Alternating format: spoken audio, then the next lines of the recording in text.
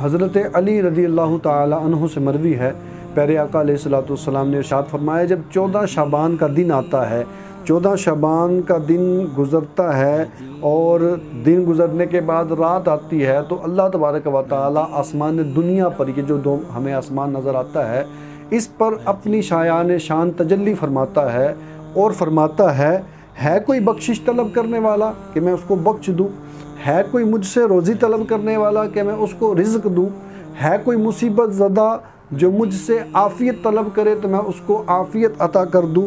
और ये अल्लाह तबारक व तआला फरमाता रहता है यहाँ तक कि अगले दिन की तुलुए फ़जर हो जाए।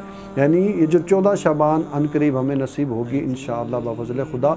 ये बड़ा ही अहम दिन है और इस दिन में आपकी खिदमत में इल्तिजा ये है कि अगर मुमकिन हो तो असर की नमाज के बाद उलमा फरमाते हैं कि नामा अमाल को लपेट कर या रजिस्टर बंद करके अल्लाह की बारगाह में पेश करने के लिए फ़रिश्ते ले जाते हैं और नए अहकाम अल्लाह की बारगाह से जारी होते हैं।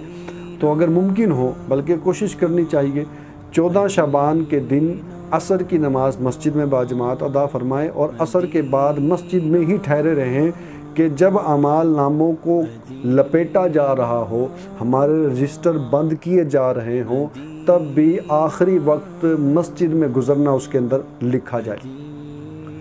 तो आपकी खिदमत में मदनी इल्तिजा ये है कि अगर मुमकिन हो तो आप भी 14 शाबानुल मुअज़्ज़म असर के बाद से लेकर मगरिब तक का वक्त मस्जिद में गुजारने के अमाल नामे लपेटने के वक्त में ये लिखा जाए कि इस वक्त में ये बंदा मस्जिद में मौजूद, और ज़ह मुक़द्दर के मस्जिद में रहकर अल्लाह का ज़िक्र भी किया जाए, अल्लाह को याद किया जाए, महबूब करीम अलैहिस्सलातु वस्सलाम की नातें पढ़ी जाएँ, तो ज़ह नसीब ऐसा हो जाए। अल्लाह तबारक व तआला हमें नसीब फरमाए। ज़ह नसीब अल्लाह तबारक व तआला हमें ये अमल करने की तौफ़ीक दे। अब जो ही असर का वक्त ख़त्म हुआ, मगरिब का वक्त शुरू हुआ, आमतौर पर होता यह है कि हम इशा की नमाज़ का इंतज़ार करते हैं नवाफिल पढ़ने के लिए कि इशा की नमाज़ हो जाए, उसके बाद शब रात के नवाफिल हम पढ़ेंगे। ऐसा नहीं है, मगरिब के बाद ही रात शुरू हो जाती है और मगरिब के बाद ही आमाल नामों में नेकियां सबत कराना चाहें, मगरिब के बाद ही रात शुरू हो जाती है और हमें चाहिए कि हम मगरिब के बाद से ही नवाफिल पढ़ना शुरू कर दें जितनी अल्लाह ने तौफ़ीक दी। 6 नवाफिल का तोहफ़ा मैं आपकी खिदमत में पेश करता हूँ, कबूल फरमाइए। मगरिब की नमाज़ के बाद 14 शाबानुल मुअज़्ज़म के दिन मगरिब की नमाज़ के बाद 6 रकत नफल पढ़नी है, 2-2 करके। तरीक़ाकार उसका यूँ होगा कि पहले जब 2 रकत नफल आपने पढ़ना है, इन 2 रकत नफलों में आपने यूँ नियत करनी है कि या अल्लाह अज़्ज़ा वजल इन 2 नफलों की बरकत से मुझे दराज़ी उम्र बिल खैर अता फरमा। ठीक है, 2 हो गए। इसके बाद 2 नफल और पढ़ने हैं और उन 2 नफलों में यूँ नियत करनी है कि या अल्लाह अज़्ज़ा वजल इन 2 नफलों की बरकत से मुझसे बलाओं को दूर फरमा, बलाओं से मेरी हिफाजत फरमा। 4 हो गए। अब 2 रकतें और पढ़नी हैं। 2 रकतें जब और पढ़ेंगे, इसमें यह नियत की जाएगी कि या अल्लाह पाक इन 2 नफलों की बरकत से मुझे अपने सिवा किसी का मोहताज ना कर। ये हो गए 6 नफल। इनका तरीक़ाकार भी समाअत फरमाए। तरीक़ाकार क्या है? तरीक़ा ये है कि हर एक रकअत में सूरतुल फातिहा पढ़ें और सूरतुल फातिहा के बाद जो आप सूरत मिलाना चाहें वो मिला सकते हैं।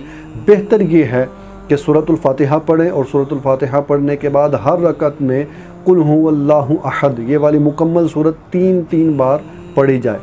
2 रकअतें पढ़ने के बाद बैठ जाएं और 21 मरतबा सूरतुल इखलास कुल हुवल्लाहु अहद ये पढ़नी है।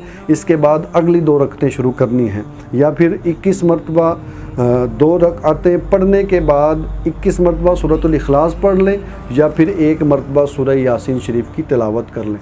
और अगर अल्लाह तबारक व तआला तौफ़ीक दे, आसानी हो तो सूरतुल इखलास भी पढ़ लें 21 बार और सूरह यासीन की तिलावत भी फरमा लें। इसके बाद अगले 2 नफल शुरू किए जाएं। इसी तरह जब अगले 2 नफल पढ़ लेंगे उसके बाद फिर यही वजीफ़ा करना है।